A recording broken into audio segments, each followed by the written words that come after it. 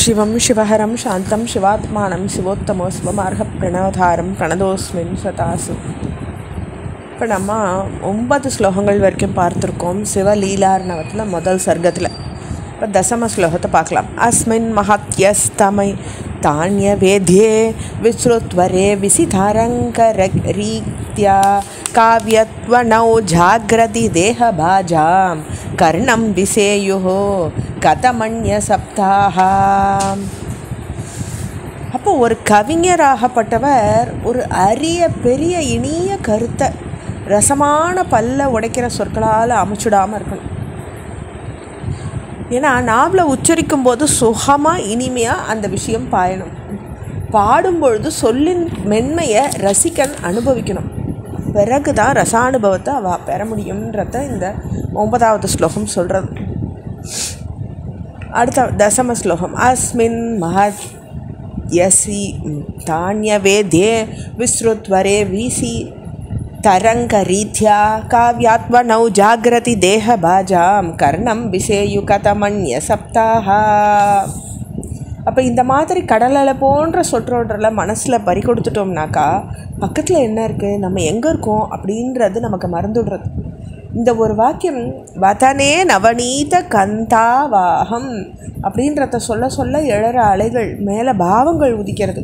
இப்படி காவிய துவனி கிடச்சிட்டாக்கா ரசிகன் காதில் வேற என்ன ஏறும், அந்த சொற்கள் தானே அவன் ஊரின் இருக்க போகிறான் அப்படின்றத இங்கே தீட்சிதர் சொல்கிறார்.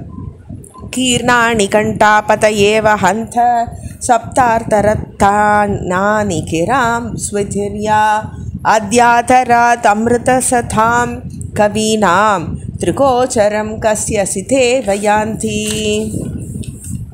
அப்படி ராஜமார்க்கத்திலேயே வெளிப்படையாக மேலும் மேலும் மாக்தேவியின் விலாசத்தோட ரசமான சொற்களையும் அர்த்தங்களையும் வாரி இறைக்கும் பொழுது அவற்றை ரொம்ப உற்சாகத்தோடும் ஆர்வத்தோடும் வாரி அணைச்சுண்டு புறப்படுற காவியம் சில புண்ணியவான்கள் கண்களில் தான் தென்படும். அப்படி எல்லாராலையும் அந்த காவியத்தை ரசிச்சிட முடியாதுன்னு சொல்கிறார் தீட்சிதர். அடுத்து 12வது ஸ்லோகம். பிராயஸ்திரோ பூத மகாபிரகாசः பாஷாணகண்டேஷ்விவ சந்திரகாந்தா சப்தேஷு சப்தா மிலிதா சரந்தி பாக்யோத்தரா ஏவ து ஜானதே தான். அப்போ மலை போல் மலையை உடைச்சி பெரிய கற்குவல்களியே ஒரு சந்திரகாந்த ரத்தம் கூட உடைச்சி விழுந்திருக்கலாம். சந்திரகாந்தாக அப்படின்னு சொல்கிறார். அப்போ அது கூட அதில் உடஞ்சி விழுந்திருக்கலாம். அதுபோல் காவியம்ன்ற பெரிய சொற்குவியலிடையே இத்தகைய கவிதை மாணிக்க மணிகள் போல் மறைஞ்சிடும். பாக்கியம் செஞ்சவா கண்களில் தான் அவளால் அது கண்டு கழிக்க முடியும்னு சொல்கிறார் தீட்சிதர். 13வது ஸ்லோகம். யானேவ சப்தான் பயமால பாமோ யானேவ சாத்யான் பயமுல்லிகாமாக தைரேவ விந்யாச விசேஷ பவ்யைஹி சம்மோஹயந்தே கவயோ ஜகந்தி. இப்போ காவியங்கள்னால் என்ன? சொற்கள் அடுக்கின கட்டிடங்கள், அப்படி தானே? அந்த சொற்கள் நம்முடைய பழக்கத்தில் உள்ளவை தானே. அப்போ கவிகள் அந்த சொற்களுக்கு புதிய அர்த்தமாக கொடுக்குறா? இல்லை, நாம் அந்த சொற்களுக்கு என்ன அர்த்தம் கொள்கிறோமோ அதே அர்த்தங்களை தான் அவளும் உபயோகிக்கிறாள். நாம் அந்த சொற்களை அடிக்கினா களைஞ்சு விழுந்துடுறது. அதே சொற்களை அதே அர்த்தத்தில் மகாகவிகள் சொல்லும் பொழுது எங்கிருந்தோ அவற்றுக்கு ஒரு சோபையும் ஒரு அழகும் ஏற்பட்டு நம்ம உள்ளத்தை கவர்றதே. அது என்னன்னு சொல்கிறது அப்படின்னு சொல்லி தீட்சிதர் இதில் வியந்துக்கிறார்.